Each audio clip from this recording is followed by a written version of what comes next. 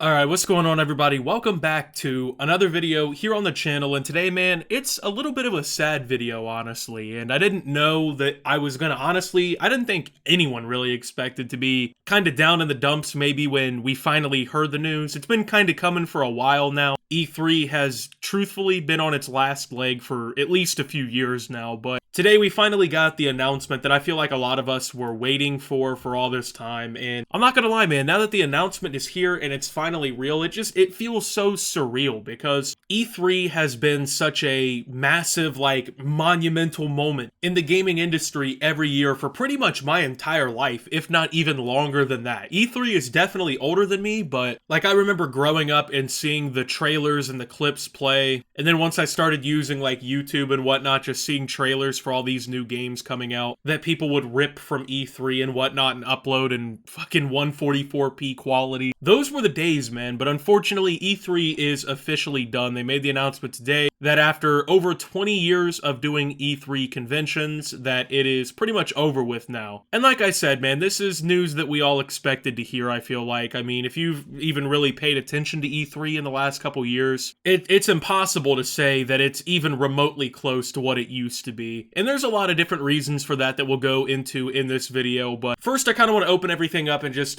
talk about one of my biggest memories of E3. And that for me is, I don't know if this is really similar for anyone else, but for me, the best E3 I remember ever seeing has to be from 2016 when Sony came on stage. I mean, I don't know if people remember this or realize just how stacked of an E3 lineup Sony had in 2016, but I mean, they came out with a live demo of God of War. That was just the initial jump, was a live demo of God of War. They came through with The Last Guardian, they had Horizon Zero Dawn, they had Detroit Become Human, they had VR Star Wars, Resident Evil, and Farpoint and Batman games, they had Call of Duty's Infinite Warfare and Modern Warfare Remastered. They announced the remasters of 3 Crash Bandicoot games, the Skylords Imaginators trailer, Lego Star Wars. Hideo Kojima came out on stage and talked about Death Stranding. There was Spider-Man. It was insane. Like, they came through with what I can only describe as the best E3 I have ever personally seen. And of course, this was back when E3 was still really competitive, you know what I mean? Like, that was back when E3 was still something people really tuned into and paid attention to. But like I said, man, in the last few years, it was just kind of set in stone, really, that they were kind of just circling the drain. There really was no way for E3 to compete going forward, and it's sad because realistically, E3 getting shuttered here, it really kind of highlights that we're moving into a new era of technology, of gaming, everything, really. It's one of those things, for me at least, like, obviously we still get video game trailers, we still get like updates on games that take years to work on and whatnot, right? But for E3, it was just like such a special environment, right? Because like everybody who loved video games, no matter, you know, which machine or whatever you played on or you favored, right? Everyone could come together for E3 and just be hyped as fuck to see all the new games that were coming out, right? Like, even when I grew up, right, I played PlayStation 2 and GameCube until like 2010 pretty much. That's when I got my PS3 and started playing games online, and then I got PS4 when it came out, and then I switched to PC. So like for most of my life I was a Sony gamer, right? I played PlayStation, I played a lot of Nintendo, I still played Xbox and stuff with my dad, but I always preferred PlayStation. But even then, man, I remember growing up when E3 would happen and new trailers would drop or whatever, and everybody would be getting excited for things. I still was hyped up for Xbox games and whatnot, right? I always thought that shit was cool too. Because that's the cool thing about video games, man, is regardless, it seems like it's one of those things that, you know, you can just cross the barrier and enjoy it with other people. And that was what was cool about E3 is, like I said, a bunch of people who all have this, like, one passion for video games could come together under the same roof, could come together in the same community, and just enjoy the new upgraded versions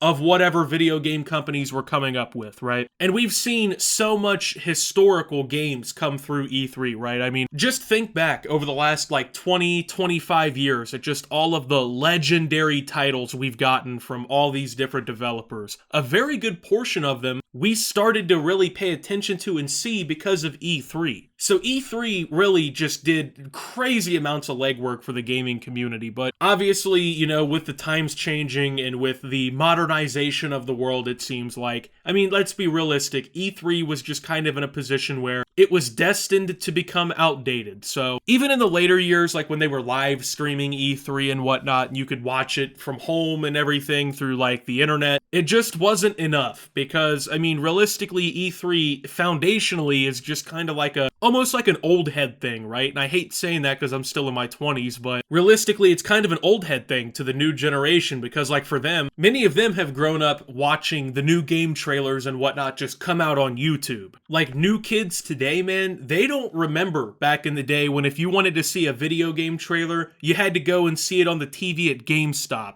or you had to be watching G3, or you had to, go find it on the internet, you know what I mean? Or hope that it just, like, mysteriously played on TV, like an ad or a commercial. The ease of access to discover all these new trailers and find out about new games and studios and everything, it's just so much different now that the internet has really evolved. I mean, people are always like, oh, well, I'm sad that E3 is going to the wayside. And I mean, yeah, I am too, but like, we all saw it coming, I feel like. And if you didn't, I mean, what did you think was gonna happen, right? So, obviously, the internet, in a way, is what killed E3, right? Because, like I said, you just go on YouTube now and you can see any trailer. And I mean, back in the day, right, the whole big thing about E3 was that if you went there and you showed your trailer, it was guaranteed, like you were just basically boosting this game in front of its target audience of gamers to a massive scale. But I mean, now you just upload your trailer to YouTube, you drop the link on Twitter, it goes completely viral, and you get 10 times the amount of engagement and the amount of views essentially for free. That's what really is the, like, I would say, crutch for events like E3 is. You know, Sony and Microsoft and Nintendo and Valve and all these other companies, right, that make a bunch of video games and consoles and whatnot, they had to spend all this money, right, to get their employees to the event, to set up this expensive, grandiose show, to show off all the trailers. It was expensive as shit, and obviously when you look at it from a more modern perspective, it's like, yeah, do we want to go to E3 and spend $5 million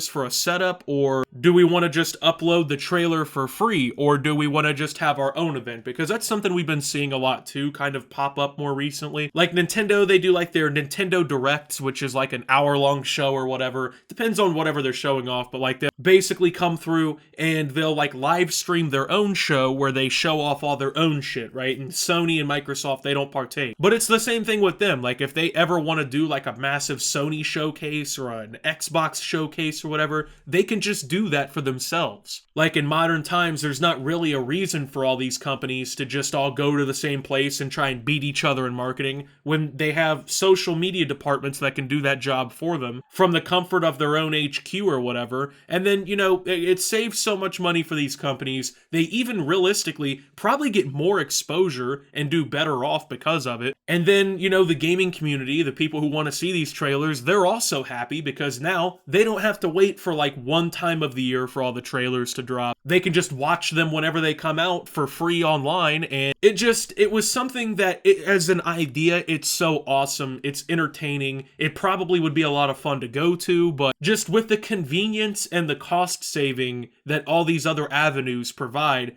there's really not a big reason for a lot of these companies to do it or try it anymore. And I know a lot of people are going to be sad about that, right? Like, oh, you know, what kind of society are we raising our kids in to where they don't even get to see E3 events anymore? But truth be told, I really don't think, like, younger consumers now would even want to watch an E3 if it was even still as popular as it was. It's not the same kind of environment for a lot of, like, younger kids. And I know this is kind of maybe a stretch argument, but, like, you look at the attention spans of younger children and you compare it to, like, kids who were born 10 years before them or 20 years before them, like me, right? The attention spans are so wildly different. Like, younger kids and the younger people and whatnot, I say as I'm a fucking mid-20s adult, right? They scroll TikTok all day and shit like that, right? So for them, they don't want to sit through a 3-hour-long showcase of all these different cool video game trailers and, you know, the heads of these studios going up on stage to talk about them. They don't want to see that shit. They don't care about that shit. They just want to see the trailer on TikTok or on YouTube or whatever, and then that's what they want to do, right? And in a way, that sucks, yeah, sure, but I mean, that's just the way it is, right? Like, that's how the future goes. That's the way the cookie crumbles, man. Like, would it be awesome if we still got E3 shows and, like, they really still continue to try and press the idea? Absolutely, it'd be cool, but I mean, realistically, they have ever since COVID, right? And I mean, that in a way was kind of the real death blow, I feel like, to E3, and even really a lot of other events and conventions, man. Whatever little wind was left in the sails of, you know, E3 and even really other conventions that I feel like are going to go to the wayside too, whatever wind they had before has been completely sucked out of the sails now because of COVID. I mean, you think about it, right? I'm pretty certain they probably had to cancel at least one, maybe two E3 events because of COVID. I don't really remember correctly off the top. And the reason that is because by that time in, you know,